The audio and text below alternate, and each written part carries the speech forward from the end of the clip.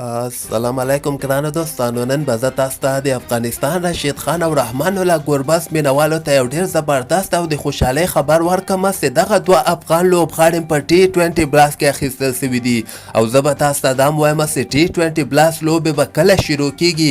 ویډیو تر اخره پورې وګورئ، په هر څه به تاسو پوه شئ. لکه څنګه چې تاسو به خبر شوي یاستئ، هغه تېره ورځ به زه تاسو ته وایم چې د افغانستان قیس احمد په T20 بلاس کې اخیستل شوی و، خو نن بیا دغسې خبر راووته چې د افغانستان رشید خان هم په T20 بلاس لوبو کې اخیستل شوی ده. هغه ساسکس په نوم باندې چې کوم ټیم ده، هغه کې رشید خان ورته دغه تیر 2 کالو راهیسې هم دغه ټیم کې لوبیږي او دغه کال ته یعنې کال 2022 ته هم یعنې ساسکس ټیم رشید خان خپل ځان سره اخیستلی ده.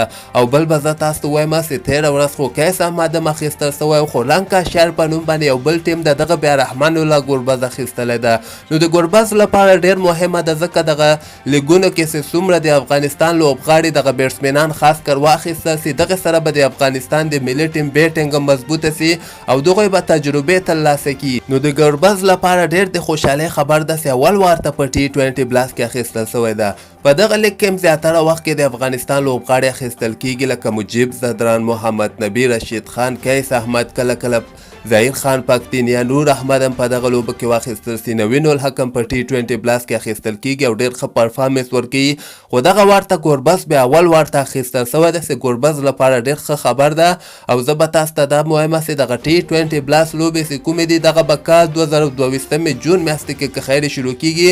ډېر غټ ټورنمنټ ده، تقریبا 3 میاشتې دغه ټورنمنټ دوام کوي او دغه ته افغان لوبغاړو ته ډېرې ښې پیسې هم ورکول کیږي.